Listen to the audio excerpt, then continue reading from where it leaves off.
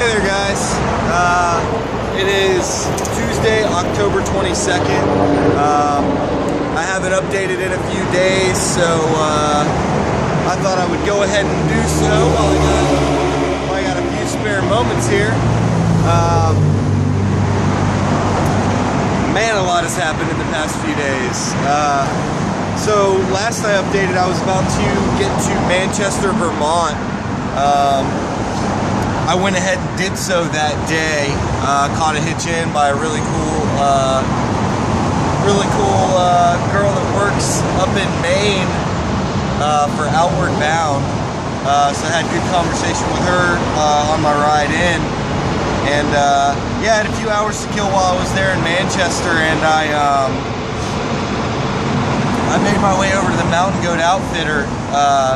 Because Sylvia, who my coworker at the ATC was giving me a ride back to the Berkshires, asked me if I could stop and pick up like this foot massage ball kind of thing that she uses, and I guess she had lost hers. But while I was in there anyway, I asked them about like a spot that was wearing on a pair of my Darn Toughs. I'm carrying 2 pair of Darn Toughs socks right now. And it didn't have a hole in it, but it looked like a hole was about to form in a couple of different spots on both socks. And they said, no problem, they're guaranteed for life, we'll give you a new pair. So I got a new pair of Darn Toughs while I was in Manchester. And also my Sea to Summit dry bag or stuff sack that I keep my sleeping bag in. The seam seal tape had come off. I showed them that, and they gave a call to Sea to Summit. I walked out of there with a new stuff sack for my sleeping bag. That was cool. And then yeah, caught the Green Mountain Express from town there to Bennington. Met up with Sylvia, and then we went and actually met up with one of her good friends that she grew up with, Kate, and went out to dinner with Kate's family at Madison's or Madison Street Brewing Company, something like that. They're in Manchester, and had a good dinner. Thank you very much, guys, for your hospitality. I appreciate dinner. Wasn't expecting that, but that was a very pleasant surprise. Grubbed out, had a really good steak sandwich, and good time conversing with you guys and talking about different things affiliated with the AT. Oh, and when I was at their house, I got to go check out their barn. They got some livestock and different animals and things. That was cool. Yeah, and then that night, stayed in Bennington at the Cassano family residence. Thank you guys. You guys have been great. You've actually been very hospitable all summer while I was working in. You've been hospitable all summer on a couple different occasions while I was working in Vermont.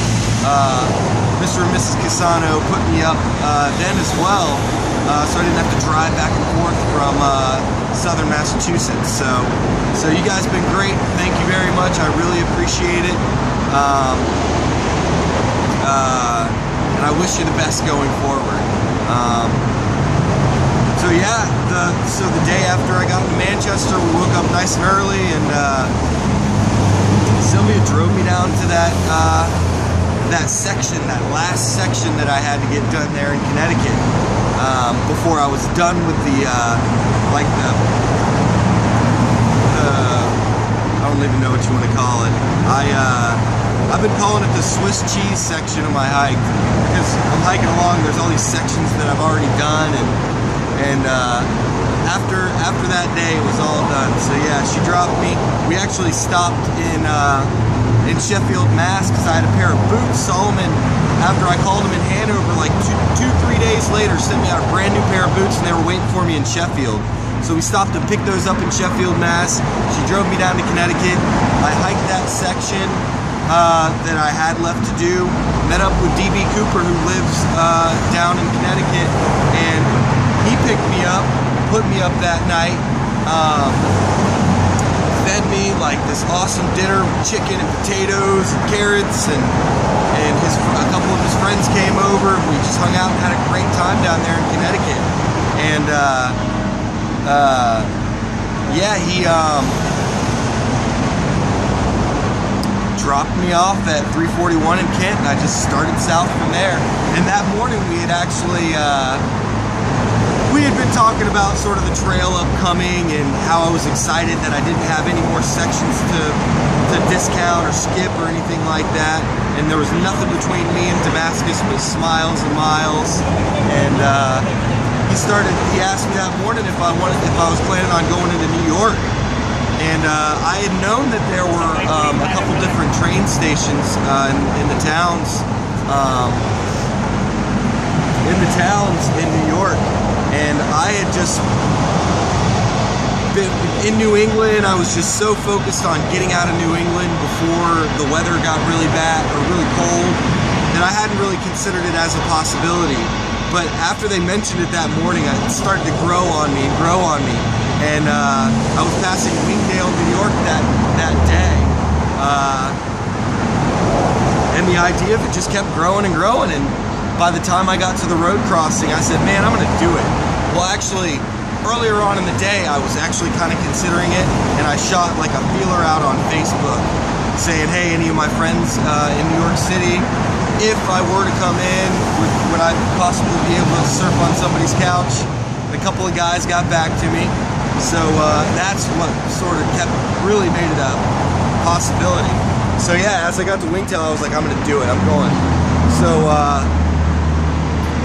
So yeah, I hitched into town and caught the train and made my way in. That was 2 nights ago. And met up with an old friend, Justin, who put me up at his house, let me crash on the couch. Yeah, just hung out with him that night, and then the next day, which was yesterday, woke up like super early and just got out and just walked around the city all day. Walked around Brooklyn, caught the subway over, the train over, and like walked from like Union Square to all the way to like the 9/11 Memorial. That's one of the things that I really wanted to see while I was here. So I was able to get over and do that. And what else did I do? Oh yeah, I came back over. So Justin, I had no idea, but he's in a very similar field to me. He works at one of the parks over in Brooklyn, Prospect Park, and he works in like natural resource management. A lot of coordination with volunteers. Very, very similar work to what I'm doing. So yeah, we had tons to talk about. And he actually yesterday invited me to come sort of see a volunteer project that he had going on yesterday. So I made my way back over to Brooklyn and to the park, and he like took me on a tour of the park, and I got to meet all the volunteers and talk with them about what they're doing, and they were interested in what I'm doing. We worked on identifying some plants that were in the park that we were unsure what they were. So yeah, I had a great time doing that. Made my way back over to Manhattan yesterday and went to Chinatown. I wanted to go to Chinatown and get something to eat. So yeah, I walked through Chinatown, and man, I thought I was a pretty courageous guy when it comes to food, but I was kind of scared to try a lot of the stuff that they had there. I ended up finding something at a little tiny restaurant, and grubbed out. It was really good. Curry chicken, like bok choy, and rice, and some sort of like potato chicken or potato and beef kind of stew. So it was really good. And after leaving Chinatown, I met up with another old friend, Kevin, who lives up here, and I met up with Kevin. He's sort of running some errands over in Soho, so met up with him and went back to his place and kicked it, and saw another hometown boy, Keith McGrain, who's just happens to be Kevin's roommate. So that was cool. Had a bit of a reunion with some DeLandites over the past few days, which is nice because I'm not actually going to be able to make my 10-year reunion, which is later this week. So that's cool. So yeah, went out and hung out with Kevin for a little bit last night. Saw his place of employment, which is a He's like the technical director for a concert venue, but it's like an outside the box kind of concert venue. It's right by Brooklyn Brewing Company, called Brooklyn Bowl, and it's actually like a concert venue. There's bowling lanes there. There's like a restaurant. It's really cool. And then we walked across the street to the Wythe Hotel and went upstairs to like the 6th floor, and man, there's just like an awesome view of the city lights. So very, very cool. Yeah, and now I'm doing the same thing today. I'm gonna walk around and I plan on hitting Times Square today. I want to make my way over to Central Park today, and that's about it. You know, I'm not gonna be able to do everything today or everything while I'm here, but I like to think that I'm getting a good introductory experience to the city. I'll definitely be back, but that's what I got going on. Yeah, so I'm gonna just bounce around today and then catch the late train back to the mountains and get back in the woods either later today or early tomorrow. I know over that way there's some different sort of places. I kind of have to figure it out, but I know there's some different places that allow you to tent. I maybe have to make a call and ask them if I can show up late. Still yet to be figured out, but I'll figure it out. So yeah, that's what it looks like going forward here. Right now, I'm walking across the Brooklyn Bridge, which is such a cool walk. I did it yesterday, and I decided I wanted to do it again today. It would be such a cool thing, cool spot for a update video. And I've had awesome weather too. Just check it out. I'm leaving Brooklyn here. You got the Manhattan Bridge over here, and then that is the city. And you can actually, right up here, you can see the new Freedom Tower getting built. Here's the 9/11 Memorial. You can see the Statue of Liberty over here. Very, very cool. So yeah, that's what I got going on. There's some work going on. Hopefully you guys can get this audio.